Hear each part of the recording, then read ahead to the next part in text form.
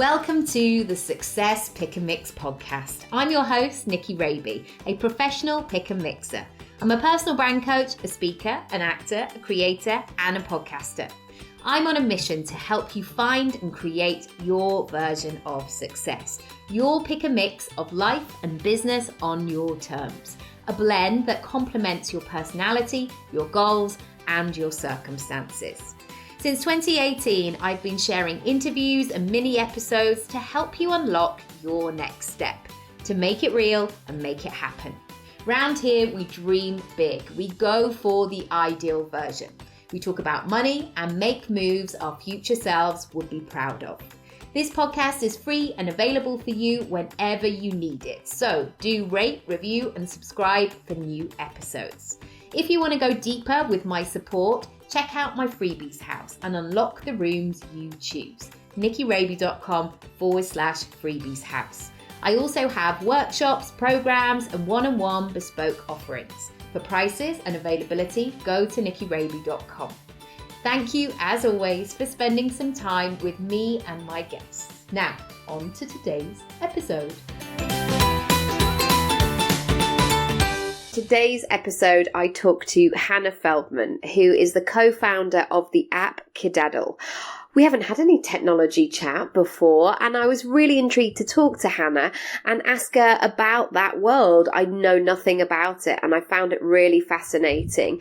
Technology needs money, and so we talk today about going for investment, what that process looks like, where to begin, and how to get people on board with your idea, and also how you grow a company, how you build a team, how you get the word out there, and how you follow your passion for what it is that you are meant to be, that you're meant to do in the world. Lots of really great business strategy in here, so feel free to grab a piece of paper and a pen. The conversation will continue over on Instagram. Come over at Nicky Raby or on my website to the show notes, nickyraby.com/podcast. I've got lots of things coming up, so feel free to have a little nosy around my website. Also, I've opened up some strategy days for July and beyond. I've opened up my calendar a little bit. So if you are in London and you want to come and have a day with me working on your business, I would love to hear from you. Anyway, let's get into the episode. It's a goodie. Enjoy. Hannah, morning. Morning, hi Nicky. This is an early morning, Sunday morning, 8:30 podcast recording. So I'm wearing an interesting outfit, which I'm glad that it's a podcast so you can't see. Anyway, you've got to describe it a bit. It's tartan. That's all I'm going to say. It's not I've got soaking wet hair, so that's all right. So let's start with you. Tell us a little bit about what you do and what your business is. Sure. Well, I'm Hannah Feldman. I'm co-founder of Kidadl, which is a business that's all about making extraordinary family memories. We set up to go out and show parents around London that they can discover the most incredible things to do for their children, personalise the ages and interests of their kids, and they can discover it all in the convenience of their mobile phone, and they can book everything in 4 taps. So we've made it easy as pie for a mum who's stirring the spaghetti bolognese while thinking about what am I going to do tomorrow morning, everything in between. Yeah, how am I going to fill those 18 beautiful hours that we've got together? Absolutely. And it came from a personal kind of pain point of mine. You know, when my kids were born, had a career in the city and everything had been really easy technologically to come across. And when you have kids, you realise that actually technology doesn't really serve the parent market at all well. And actually finding things to do to engage your family and make those memories together at the touch of a button was not what was happening for me. I was sitting there doing dead-end Google searches for hours and days on end, finding things that were either sold out or the kind of time-out model where things were, you know, a shop window of what was available, but never actually when I wanted to go. And I just couldn't believe that in my business life I had all the tools to find things easily and successfully, whatever I needed for my job. But as a parent, I felt like a second-class citizen, and I just couldn't believe we were in the dark ages in terms of giving parents the information they need at the time they need it.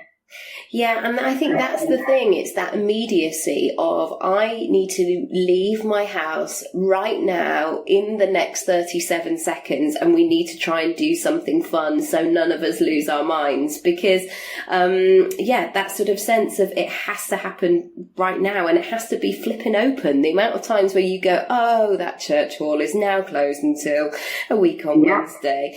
How did the leap into the technological world occur for you? By quite a surprise. I've always been kind of working with clients and advising people for years and years and years, and I really don't have a technology background, but I met my business partner, who's another mum called Sophie, about 3 years ago, and she had started a foray into working with technology after running a conference for over 20 years.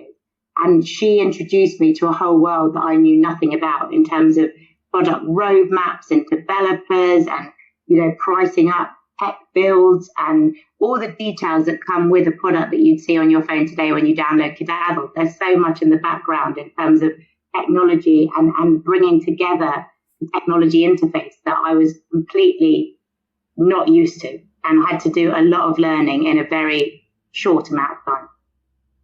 And how did you know that it was that you wanted to start a new chapter, as it were? How did you know that city life was no longer going to work? Because when you're in city life and you have one kid, let alone the 3 kids I have now, you realise that fundamentally, if you're in a client service business, the client has to be served at all points and at all times. And any element of flexible working, of course, you can try your best to do it, and you can not log on a Friday, or you can not log on the evenings, or whatever works for you. But the reality is, pull is always there to a force outside of yourself. And even if you're trying to work within confined hours and days, it's very hard in a service business to actually continue to stand up and say no. And it is very relentless in terms of the pressure and the hours. And actually, you don't build anything empirically for yourself, which has always been a massive driver of mine. Like, can I go out and build something that solves a problem I have and solves a problem for millions of others, that I can get to the end of my days whenever they are and actually feel proud of a journey I've been on?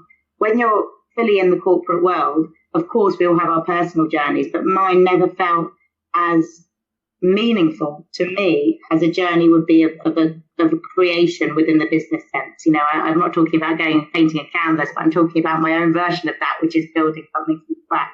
And so it was a case of always wanting to do it, but never either having the confidence or the right idea, and having opportunities come my way that just didn't feel true to me. So I had lots of people coming saying, would you build X or Y business with me? But it just felt in my waters not the right fit. So until I met Sophie, I'd never found the yin to my yang, and I'd never found the person that loves to do everything I don't, and the person that has the skills that I don't have, and I have the skills that she doesn't have. And it just felt right. But it took years of it feeling wrong to do that. That's so good in terms of there's so many pieces of that, of really finding a business partner who can do the things that you are not necessarily your skill set. Because I think sometimes you can get to that stage where there's 2 mates going, yeah, we both love yoga, so let's do like yoga stuff. And then they go, oh, hang about, nobody's actually looked at the finances here or how that's going to work. How did you learn that aspect of yourself, of how to be really instinctive and hold out and wait for the right opportunity? I think it's a mixture of luck and judgment. In terms of the judgment, it is about really looking at yourself, on an ongoing basis and saying, what am I put on this earth to do? What are the things that I can do better than most people around me, which are going to be few and far between, right? But you're going to know your standout points. And then actually realize that a lot of the time you attract people, as you just mentioned, like yourself. So, if you love yoga, you're going to find loads of friends that love yoga. And if they also don't like spreadsheets as much and they also don't want to lead a tech build, then you are, slightly in a difficult position further down the line. So it is about understanding that, like, if you could spend your life doing 3 to 5 things, what those 3 to 5 things would be, and not putting a value judgment on that, just knowing that is who you are. And then understanding that if you could find someone that could do the other 3 to 5 things, which go into a business and broaden kind of product, financials, marketing, business development, and I'd say strategy. I think probably everyone should be strong at, because obviously strategy is the direction you set for your business.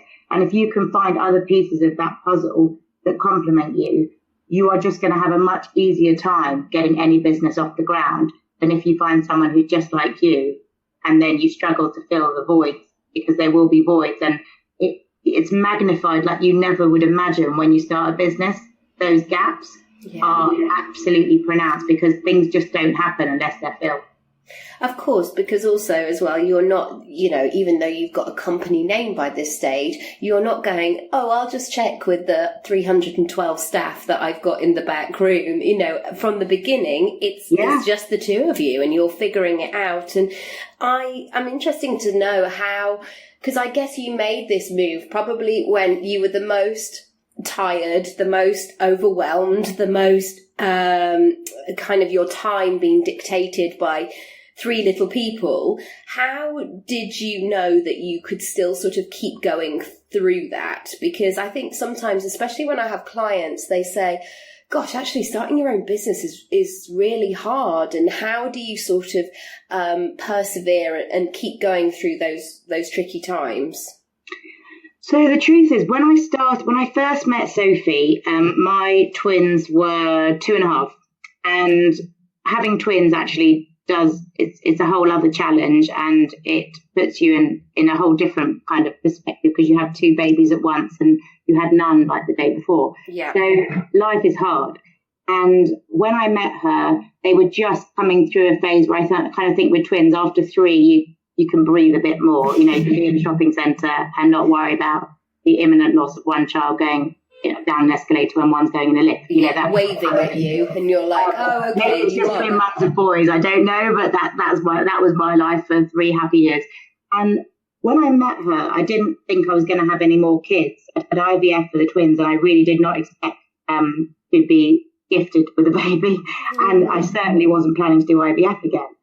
And I met her, and I completely was in the pain point that the business addresses, which is, how do I find meaningful things to do with my kids that make the memories that actually parenting is all about, and that take you a step away from the daily grind and elevate you into the state you think parenthood is all about, which is, going out, having those shared experiences, and indenting it in the shared family brain forever, because these are the daily moaning and whinging of things we'd rather forget about. So I was absolutely called to the mission, and so much so that kind of 6 months after meeting her, because I'm not, I don't jump. I kind of consider things. After 6 months of me doing my research, I quit my day job.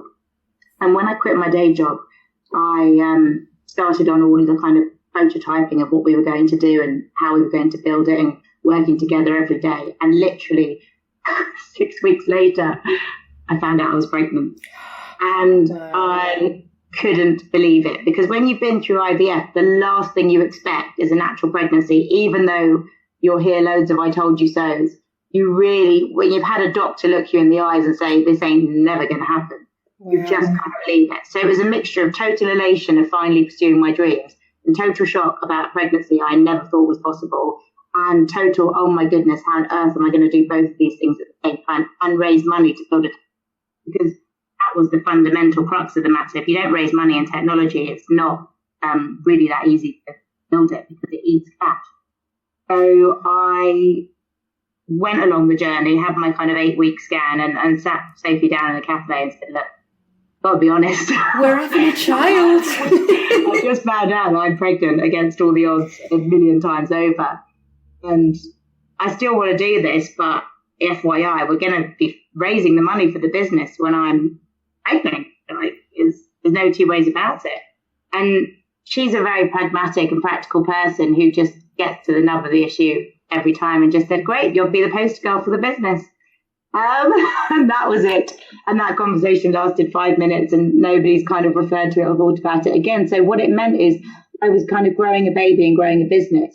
And I was fundraising up until the point I was 8.5 months pregnant, with a very large pashmina wrapped around me, to make out that perhaps I just like wearing COS extra large dresses, to be quite frank. And I would just go on and on and on with these large pashminas until someone stop me, and nobody did, because mainly investors are male, and mainly they're too scared to ask. So no one ever said to me in a meeting till 2 weeks before I gave birth, "Are you pregnant?" And I never decided to announce this fact because it was quite obvious. So we did raise the money, and but if it would be a lie to say we raised it all beforehand, we raised 3/4 before I gave birth, and then within a few weeks I had to go and do some fundraising meetings, because with a fundraise, the momentum is such that you have to keep going. Yes. I haven't raised large amounts of money before, but if people are listening and thinking, gosh, I really need that influx of a big wad of cash, how would they go about that? Where do you look? Where do you start? Where don't you look is more the question. I think a lot of people talk about fundraising when it's over, and it's like childbirth. You know, when it's over, it's a rush of elation and aren't I fantastic? But during the process, it's painful. It goes in ways you never quite imagined, and you can't plan it exactly at the start to know where you're going to get to at the end. Yeah. So if breezy kind of, I just raised $500,000 or $1 million or £100,000, it's actually, there's much more to it. And what that is starting with your friends and family and the dustman and the gardener and anyone you might know who give you £5, like anything. Yeah. It's starting with some traction of saying, can I sell my idea to people that actually care about me or know me? And then they can get SEIS, which gives everyone massive tax breaks, so they get a huge degree of their money back in the event that the business stops, and they get money off their bill the following year. So that's a great incentive.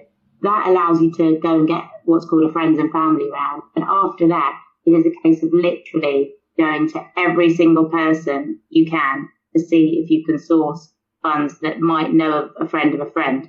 So whether they're somebody who happens to be in hedge funds and invest some of their private money in venture capital companies, or whether they're somebody who a friend knows, you just have to go to the opening of an envelope. You have to meet friends of friends. You have to go to events. You have to go to activities. You have to be so networked, even if you have no network. You have to find your network on meetups.com, on startups, London Startups is the Facebook group, on Blooming Founders, which is an amazing Facebook group for women in London who are building companies. So you have to go out and literally find the tools to get yourself known. And then you have to craft your story.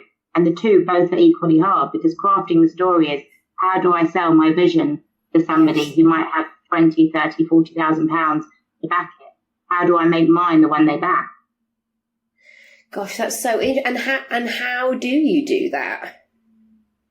Well, with trial and error. So obviously the great thing about people is they're all individuals, and every time you tell a story, you can adapt how you tell that story, both to your audience and to what has worked beforehand. So if you go into an audience on your first week, your story might change by week 3, and it's about reading, like you will know better than anyone, all the signs that the person gives you in terms of if they're buying, if they're bored, if they're what bits of your story are captivating them, and try to have it down in sort of 20 minutes, because you never know how long these people will give you for a coffee, and therefore the shorter the window, the more you can A, kind of say I'm in or I'm moving on, and B, you can really kind of get the traction in terms of their next steps and spend time focusing on the next meeting. But never take a yes as a yes, because you'll always get more yeses than you do close money, because it takes a lot of people to say yes for those to actually transact on the day. So you have to overfund your idea by at least 30%, in my opinion. Gosh, that's so interesting. I was overhearing, kind of nebbing into a conversation the other day at Century when I was just working, and they were talking about raising funds, and the guy was sort of, I don't know, he was a real typical, he was kind of wanting to have a big power play thing of just because I'm a man, I'm clearly much better than you.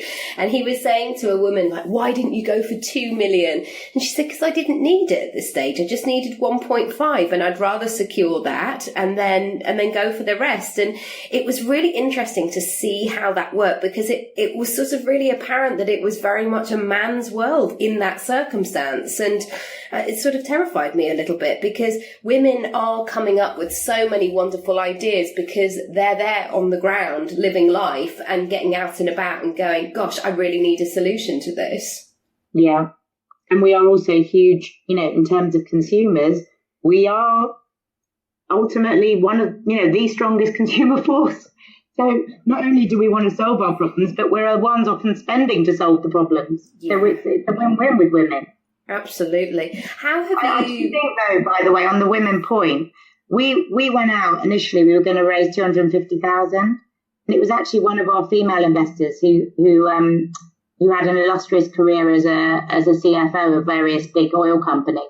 And she said, women always ask for too little and men always ask for too much. And obviously that is a huge generalization. But she said, you are mad not to go out and raise 500. And Sophie and I both looked at each other thinking, really? And she said, you have no idea how much you do not want to be starting this process again before you're ready. You want to give yourself as long as possible to go and use that money for as much as it can work on evaluations. You don't want to give away too much of the company, but you want to go for as long as possible. And my God, that was the best advice we'd ever received. Ever, ever, ever.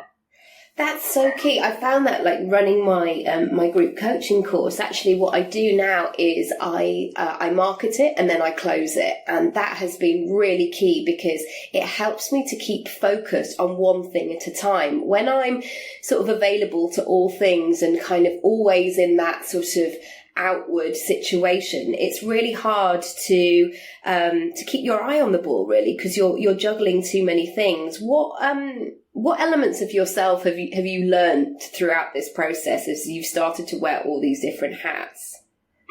I've learned that my love of people and my love of being with people is a double-edged sword, because I absolutely get energy from people and it elevates me to a whole other level. I can go and go and go when I'm with others. Love it. And actually, you can't build a business from the start by spending all your time with people. Yes. Otherwise, they'll never have anything from you. And it's learning to kind of say, I know I love people and I'm going to be with people and this business is about me being with people, but to build the product and to actually have the rigor to give something to people, I need to be locked away in a room for the next few months. And I have to kind of push through that, even though it is not my natural state. Yes. So it is kind of understanding that there are sometimes you have to do things that aren't in your comfort zone and there's no shortcut. You have to go and do them and you have to have the focus, understand that you can't just do the things you want to do all the time. So that I've learned a lot. And I've also learned a lot about,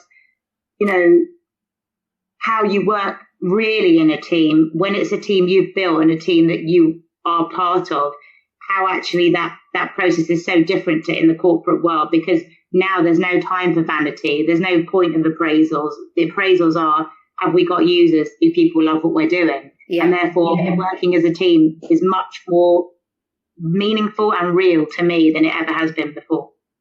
And how have you learned how to bring people on? How have you learned how to build a team? Because I know certainly later on this year, I want to get more help in terms of the day-to-day elements of my business. And I think there are some parts that I've really hung on to for way too long. And it's like, no, it's time to let them go and get that support. How do you build a team from scratch? What are you looking for, or sort of, do you have any basic principles that you follow? I don't know if your business will be the same, but I guess because it's early, it will be similar, which is fundamentally you have a mission about what you're here to do and what you're out to do. And if you are going to find people to join you on that mission, they've got to be people that believe it and that are prepared to roll their sleeves up and that aren't looking for the glory or the cash. Yes. If people are looking for the glory or the cash at an early stage startup, well, good luck to them, but they won't find a place at Kidadl, because we literally are totally mission driven to solve this problem for parents. And we need people who either feel the pain as a parent or who come to it thinking the challenge of solving this problem is so great that I want to be part of it. And therefore, it's very, very clear to us within less than a week if somebody can fulfill that mission and has the energy to deliver it, and actually the excitement, because it is about the journey, not the destination. It's the journey is what's addictive. The journey is what's amazing. Building something for your kind of following and answering this problem is what we're motivated to do. There isn't a case of, next month we're an X bonus, or it's not that culture. Yeah. So you find very quickly if those people are right or not. And there's no test, unfortunately, better than being on the job. Of course, you can interview, you can look through your network. We don't have the wherewithal for headhunters. So, we're working within our network at this stage of the business. And of course, there are shortcuts to get people, but until they're in with their bum on the seat, it is very hard to be definitive. And how do you figure out your home life and your work life? Because one thing I found is that when you're running your own gig, it's not just limited to 9 to 5, which has been wonderful, as in there is stuff that I can do in the evenings, but I know I have to catch myself that it actually doesn't take over, because I think this is sometimes the double-edged sword of being so passionate about what you do, is sometimes you just don't stop thinking about it, and I'm going, yeah, I'm going to do this, and I feel really inspired, and this needs to happen, and I find it really hard to switch off sometimes. Yeah, I mean, the way I look at it is, I don't think there is such a thing as a work-life balance. I think everything is a continuum. Yeah. And that there are days and weeks when it's all about work and days and weeks when it's all about the kids. And ideally, every week should have a lot of both, because that's how you feel grounded as a person. But it is almost an impossible feat, because your mind can be in a place where your body is not, yes, especially when you have young kids and all the physical demands as well as the mental demands that come with them. And for me, it's just been about understanding that I know I was put on this earth with this mission, and I know I was put on this earth to go and build something I'm proud of, my children will be proud of, and that will actually make me the fuller version of who I am.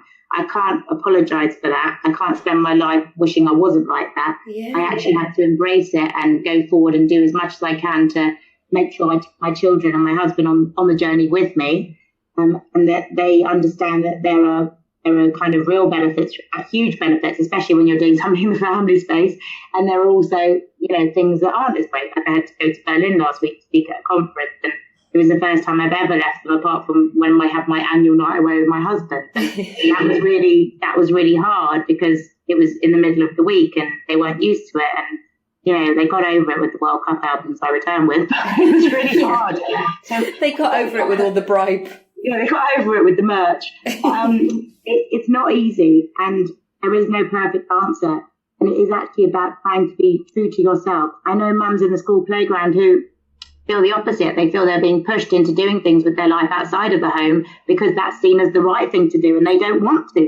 So it actually is understanding what is true to you. What do you feel your mission is? And are you a person that needs to connect and build things in the world in that way? Because if you are, it's the same as breathing air. You can't kind of run from who you are. And therefore, if your thoughts do take up business issues when you're in the playground, you're not a terrible person. You're just being you. And it is understanding, it is owning that. And we all are on a journey with that. And every day we have our new challenges with that. But I do think it is about owning who you are and being proud of that, rather than trying to hide your light under a bushel and fit into a mould of a part-time working parent that you think you should be or that others want you to be. Gosh, that's so true. And always I really make sure that when I leave for work, and I always make it a really positive experience, not like mummy's leaving you and choosing to go and do this. It's like mummy's going to work and to help some people and to do this, and make it a really positive experience. Because I guess as well, for what I want for my son is I want him to hang out with people who inspire him, and for him to inspire them as well, and to really do great things in the world. You're right. It's so true. And then, we've had Kidadl in some of the papers, and we've been on, various media. And when I see the boys' faces, when they see Kidadl, and they can read now, the big boys, and they can see it. And the look of, I don't know if it's pride or if it's recognition but it's something really more special than I expected to see. And it is something about, this is what mummy did. And I could bottle that, because actually it makes me feel really, really good when I see them connecting with what I've done in the wider world. That's amazing. And personally, what do you do to keep yourself buoyant and ready for the day, and, just kind of the best version of yourself? Not enough, because that's the one thing that really does give. I must be really honest. If I could find another 2 hours in the day, there's a lot of things I would do. The truth is, when I'm at home, the kids come first. I'm at work. When I'm at work, work comes first. And as any working mum will tell you, as you will know yourself, the hardest thing at first is yourself. Yeah. And I think it's a mixture of the fact that I've got generally quite a lot of energy. So it's not like I need reboosting, but sometimes I just need some time to think. Yeah. And what I've been trying to do is at the weekend, when the baby needs to go and have his nap, he's just turned 2, to literally do that as an hour's walk with a podcast or listening to, some music, or just trying to have some time outside without anyone asking me for something. Yes. Just trying to have that once or twice a weekend, get connected, because there isn't the time at the moment for me to go to a gym and do all the things I'd like to do, like a yoga session, because with 3 kids under 6, weekends are frenetic. But just trying to get like tiny little slice. Also using, I work in Waterloo and I live in North London, so using that tube journey to try and take stock rather than to read Stylist every day. Whether it's, there's some amazing podcasts like yours I listen to that inspire me and really get me focused. And even if I take 2 or 3 things from them, it can really kind of frame my day. And trying to keep friends close, because the hardest thing about a startup journey is your family and the startup takes so much of your time. It's really easy to disconnect from friends. And trying even once a week to have an evening once you put the kids to bed with friends, or whether that's an evening where you go straight from work out, I think it's actually more important than you realise at the time, because it gives you an outlet and it makes you connect with something outside of those 2 things. That's so right. And actually, I never get my ideas when I'm sitting at my desk. I usually get them when I'm out in the world or in the shower or driving, or all of those elements, rather than for me, it's not about if I put in 12 hours sitting at this desk, this is going to make me do the best kind of work. Actually, I do need to live and breathe in the world as well. Absolutely. And Sarah Blakely, the founder of Spanx, says every day she kind of triples the length of her drive to the office, because that's the time when she has the inspiration. I think founders of any businesses or people that work in businesses need time. As a parent, there's no time to think. That's why we built Kidadl, to give you that outlet. But there's other things you need to think about too in your life. And it's just giving someone the space to do that outside of the structures of being in an office environment. Totally. Let's talk more about the app. What can people find on there, and how can they use it to the best of their advantage? The whole point of the app is the more you give, the more you get. So if you put your children's ages, and I just mean the year and month of birth, not anything else, and their interests, you will get a curated and personalised list of things to do every single day. If you don't, you'll get everything that's on in London. So the user value for you will obviously be lessened. The aim is that every family is unique, and what you should see on Kidadl should be unique to your family.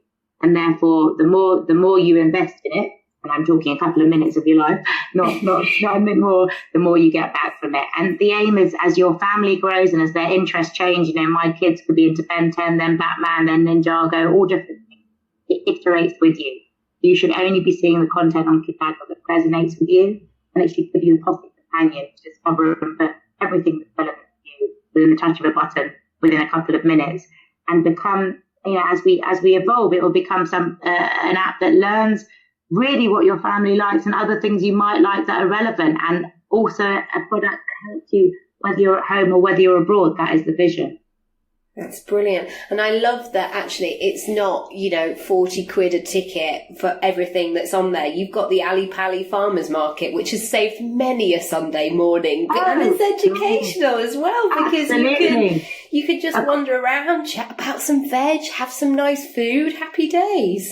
Absolutely. Even more than a quarter of the stuff on the app is totally free. We are not here to rinse parents of cash and just give them high value tickets. We're here to give you the whole experience of what being a parent in a city can give you, and to give you everything that you can choose and book. So it can be a free drop-in at the National Gallery, doing sculpture, up to going to see Annie and getting a great deal for your tickets, and everything in between. Because we all know that our parenting journey has some of the paid stuff, some of the free stuff, some of the stuff we've done a million times, and some new stuff. And it's about understanding that and offering a better solution for that, rather than trying to pigeonhole parents into one thing or another. That's so right. And actually where your kid's at. I remember when Oscar was, less than a year for sure. Yeah. And he was sort of, toddling around and crawling and things like that. And the amount of times where we would have friends and family down, but we would meet at the National Theatre, not because we thought Oscar was some kind of gifted actor by any means, but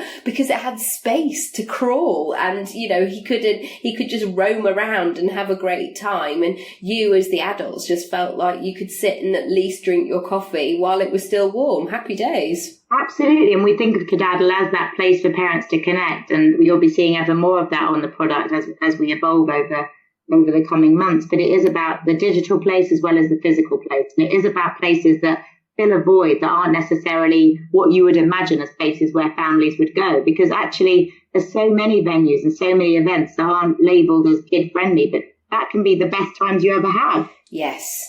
I've seen that over the years at Glastonbury, that, it was never sort of labelled as a kid sort of situation. But it's so nice to see, people, pensioners with their deck chairs, and also little kids with sort of unicorns on their head kind of having a lovely time as well. That's what it's all about. So where would you like to be in 5 years' time, as my final question? In business, in life, what's the plan? The plan. Well, I'm not a great planner, if I'm really honest, because I'm very in the moment. But the plan would be to have a business that is stable, but growing. So rather than kind of being in frenetic growth mode like we are now, that we kind of have a stable, platform that is kind of in various cities around the world that actually solves a problem for parents, whether they're at home or abroad. So we are a business that is recognised far more globally and has meaning to people in different cities across the globe that come together and unite around what Kidadl stands for, and making those extraordinary family memories. To build a team that is as great as the team we have now, but bigger, because obviously you can't build it all with a team under 10 people, and you have to actually find those amazing people to come on your journey with you, and to make sure that I'm a very present parent that knows exactly what's going on in my kids' lives, that is able to do the school trip, that is able to, understand their unique friendships and their unique struggles and their unique joys in their week to week, and that I know what's going on. I haven't delegated that and part of that, and I am very much their mum, and not kind of their mum that flies in and flies out. I want to be part of their school time, and I want to be part of that school gates chat, and I want to be able to be present whilst building a business. I think it's eminently possible. It's all about how you compartmentalize your time and how you think of what your goals are. And for me, I'm happy to work in the evenings, and I'm happy to do stuff when they're asleep and before they wake up. But there are certain things I treasure, and I'm not going to lose sight of those things, because that's why I'm on this journey, And it makes you way more productive. I've certainly found that I've done more in 2.5 years, probably than I did in the last 5 years, because I just get stuff done now, because I've got a purpose, I've got a why, I know why I'm doing this. And if anything, I'm way more ambitious. I've got that back again. I couldn't agree with you more. I think parenting is an absolute gift in enabling people, especially me, because I do a lot of things a lot of the time, to really, really focus, because it is like an egg timer has been turned in every window of time that you've got, and you can see the sand dripping through, and you have to deliver, and there is nothing more meaningful than that. It makes you supercharged. Yeah, it really does. If people want to come and find out more about Kidadl and you, where shall they go? They should go to find the app on their app store, which is spelled Kidadl, and you can find it on iOS and Android. We also have a website where you can get it called Kidadl.com. And to find out about me, if you want to follow the ups and downs of life with startup and 3 kids, it's Hannah Kidadl on Instagram. Wonderful. Oh my goodness, I've learnt so much. I'm going to get dressed, go to the farmer's market, and then I'm going to raise some cash. No. Oh, yeah. Great talking to you, Nikki. Can you imagine? Thank you so much. You've been so great. Thank you. Thank you. Have a great day. You too. Bye.